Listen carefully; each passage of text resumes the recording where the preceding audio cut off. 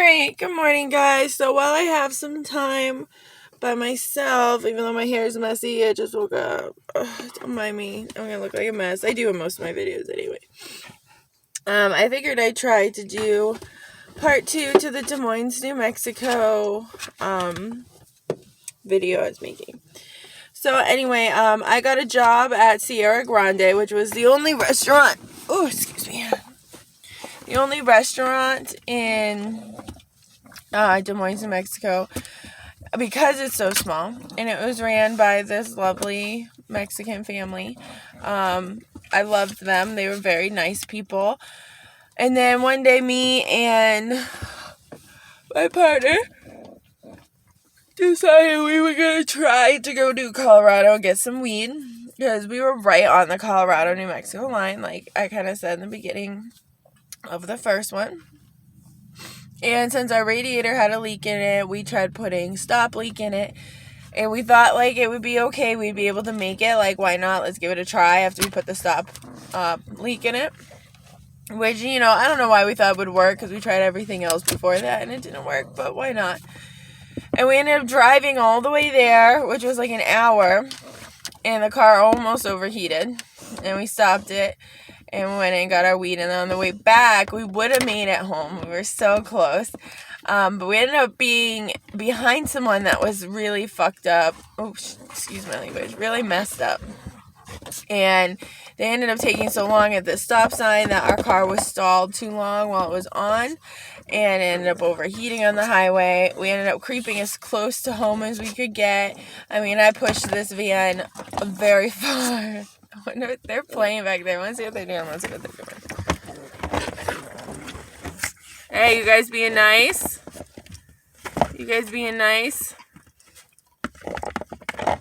Playing? Crazies. Anyway, sorry. Break there. I'm trying to remember. Okay. So, we ended up getting as close as we could back. And the radiator completely overheated. I mean, like smoke coming out of the radiator again, and it's all the way up, like the heat gauge is all the way up. We can't go anywhere. We tried to let it cool down. Ooh. We used all our water, everything we had, trying to cool it down. It wouldn't work. We ended up calling one of the girls that I worked with, which I didn't know very well, but we were right outside of Des Moines. So she came with a whole bunch of water. We tried cooling it down. It didn't work, so she ended up getting us and our stuff and brought us back to the church. Later, we had the husband of the woman that I work with, who's my boss. He came and towed our truck back to the church. So we had it still there for a while, and then there's this woman at the church that didn't like our dog because she kept jumping on her. Like, he kept jumping on her every time she came in. And so she officially told the woman that was helping us that we couldn't stay in the church any longer. Even though we took care of this place, I kept it like it was my home, like I made sure it was really nice. But she said we were there too long. We weren't allowed to stay there any longer. We needed to find a place to go. So as we're freaking out about that, our boss says that we can stay in our van on her property if we can't find anywhere to go. Well, fate be told, we end up meeting the owner of the motel in town. Now, we already knew the woman that worked there, but she wasn't the owner. Hi. So, the owner meets us and kind of hears about our situation, asks us if we want to help out at the church.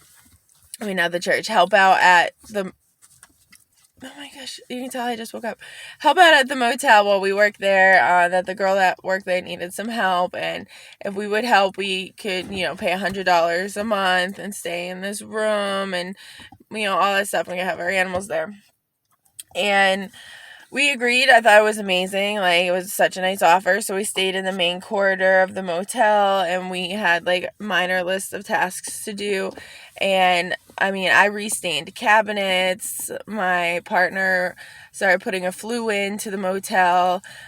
We picked up trash. We turned the lights on. We called the manager in the middle of the night if people came in that needed to be registered, but I never learned how to actually register someone and put them into the system. We weren't there long enough because the manager had a problem with us. Like, I don't know what it was, but all of a sudden she just, like, had a problem.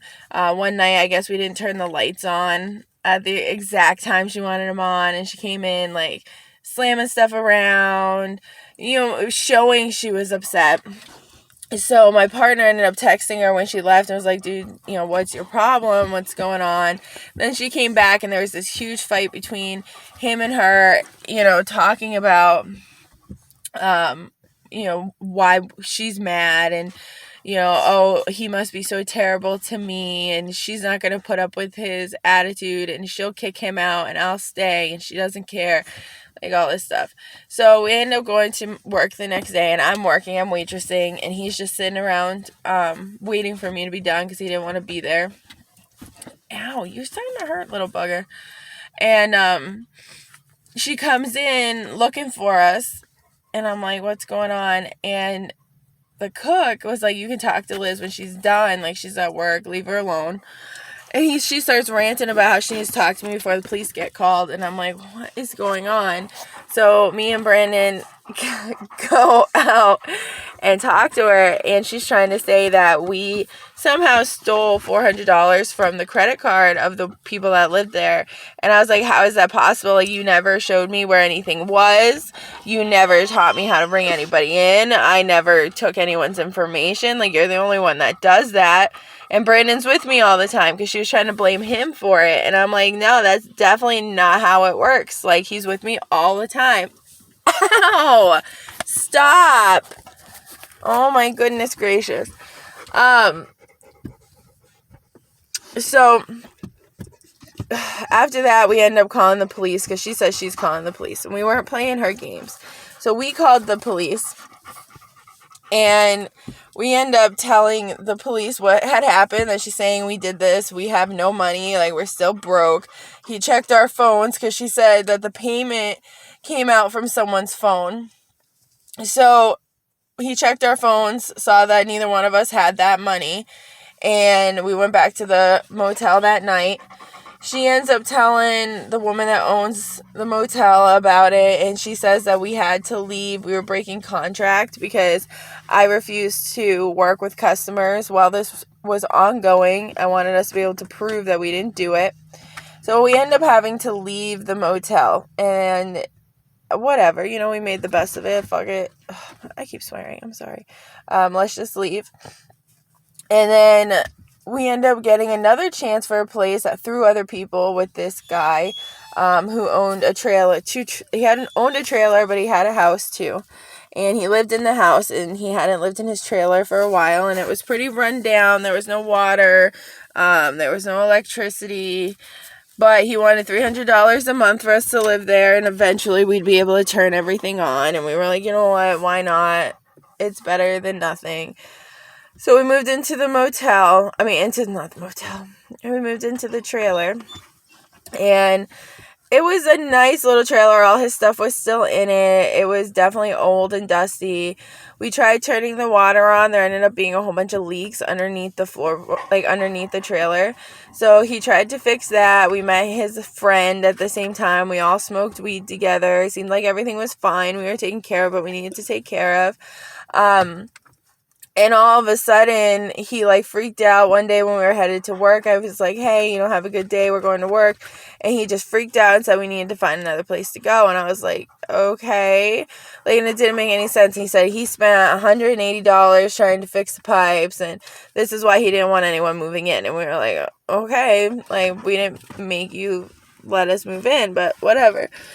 So we end up moving into our van on the boss's property, and through all this, I have to go get the money back from the guy we were renting from because we gave him the money as soon as we had it. And he told us we didn't deserve shit, and he shouldn't be giving it back to us anyway, but here, and pretty much threw it at me. And I was like, I don't understand what happened. We didn't do anything. Again, we didn't do anything. And that shit drives me crazy when you don't do anything and you don't understand why someone's mad at you.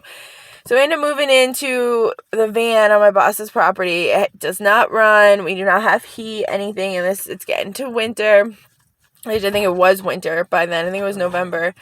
So we ended up spending all the way through February in my van. It gets really cold in New Mexico, to those who don't know. We had a little electric heater in our van to try to keep us warm. We had our dog and our cat. We had the mattress and our blankets. We kept buying more blankets because it was just so cold. And then I think around December, we bought the Plymouth, which was our little sports car that broke down in Alabama. If you haven't watched the Empire, Alabama story video, I'd watch that. It's pretty interesting. It's the first video I have, so it's all the way down at the bottom of the playlist.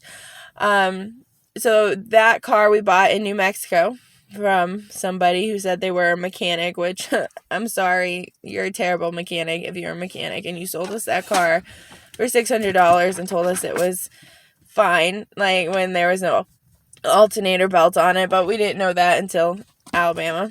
Anyway, so we spent Christmas there, and we had the Christmas party at my work.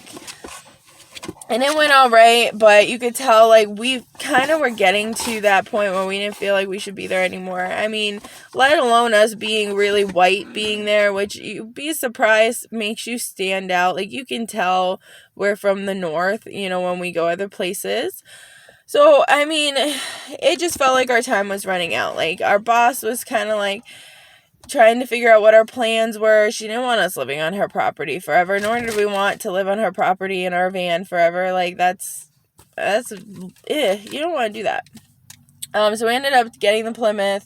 We packed in as much stuff as we could, and in February, at the beginning of February, we left and started heading out. We weren't sure exactly where we were going, but we made it to Alabama with our little tiny sports car and our animals. So that's kind of the story as summarized as I could. Sorry about being tired and making part 2. It's kind of a ramble. Some of it's kind of stuttery, and then you get my animals throughout it, because why not? So I hope you enjoyed it. I'm going to try to make more videos talking about things I've been through, stories we've had. Obviously don't want to forget them either. Hopefully you guys enjoy them. Please let me know in the comments below, if there's videos you want me to make, just let me know what you think, guys. Like, it's cool. I know I look tired as shit. Haven't smoked weed yet this morning. Literally just woke up. So this is just tired face, messy hair, being awake. Oh my goodness. Being awake. But I wanted to share the video with you all, make part 2 before I forget. And, of course, say hi to my lovely animals that always love being part of my videos. You guys have a wonderful day.